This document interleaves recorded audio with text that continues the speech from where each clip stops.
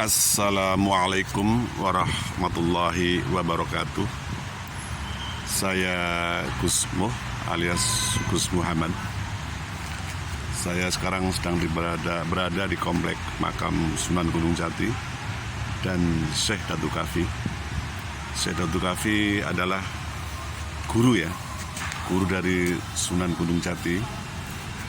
Beliau Sunan Gunung Jati adalah seorang manusia pilihan Allah, ya. Beliau keturunan Rasulullah, ya, bukan manusia sembarangan. Jadi kewalian Sunan Gunung Jati sudah diketahui secara hakikat, ya, secara ma'rifat. Rasulullah sudah mengetahui bahwa nanti Sunan Gunung Jati atau Syarif Hidayatullah akan menjadi wali Allah. Karena secara kita punya 4 tingkat, ya, 4 digit, ya, digit syariat, digit thariqat, digit hakikat, dan digit ma'rifat. Karena secara ma'rifat, ketika Sunan Gunung Jati itu akan menjadi wali Allah, itu sudah bertemu dengan Rasulullah, ya.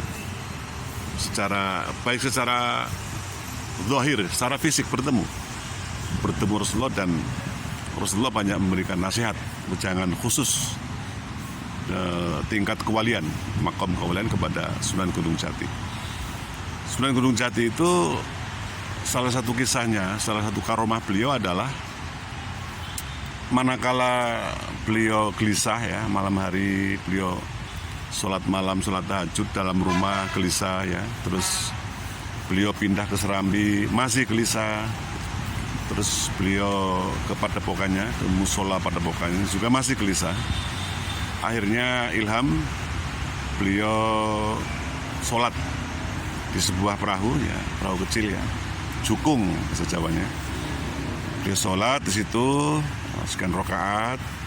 Terus setelah sholat beliau zikir, munajat, zikir. Para wali biasa begitu, zikirnya nggak banyak-banyak, ya, tahlil, la ilaha illallah, kalimat thayyibah, subhanallah walhamdulillah wala ilaha illallah wala quwwata. Juga istighfar, astagfirullahaladzim aladzim wa atubu ilaih. Beliau tertidur. Nah, ketika beliau bangun, beliau sudah di pantai di negeri Cina, Tiongkok. Itulah, ya, karomah. Kalau saya pribadi sangat 100%, 1000% itu percaya dengan kisah kewalian seperti itu. Karena dalam kewalian semua dalam kehendak Allah, apapun bisa terjadi. Dan saya sangat percaya itu. Dan Sunan Gunung Jati di Cina, ya, berdakwah, terus menyebarkan Islam. Tapi, ya, meskipun beliau wali juga kena fitnah. Banyak mengatakan bahwa Sunan Gunung Jati itu adalah seorang tukang sihir, ya. Tukang ibul, dukun, paranormal dan sebagainya. Tapi Allah Maha Berkuasa. Seperti beliau dites oleh salah satu raja di sana yang punya anak perempuan tidak hamil, dikasih bokor. Yang hamil itu kakaknya, terus adiknya yang tidak hamil dikasih bokor tenong, ya, di perutnya, terus digubet kain, terus Sunan Gunung Jati disuruh menebak ini hamil berapa bulan, ya. Terus Sunan Gunung Jati bilang ini hamil sekian bulan. Nah, terus bapaknya dan para cecunguknya, para pengikutnya tertawa terbahak-bahak. Tapi ketika Gunung Jati pulang, ternyata memang itu hamil, ongtin, ya. Hamil karena, ya, janin yang di kandungan kakaknya pindah ke kandungan adiknya. Itulah namanya ilmu sabdo. Saya sangat percaya ilmu kayak gitu. Makanya daerah Jawa, utamanya Jawa Barat, ada ilmu memindah janin itu dari beliau. Luar biasa. Saya sangat percaya, hingga akhirnya yang perempuan itu yang tidak hamil terus ditebak oleh Gunung Jati jadi hamil, akhirnya masuk Islam dan menjadi istrinya, pindah ke Cirebon. Itu satu karomah.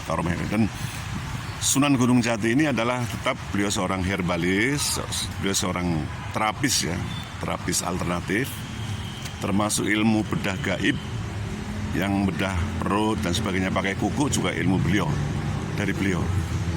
ilmu bedah gaib.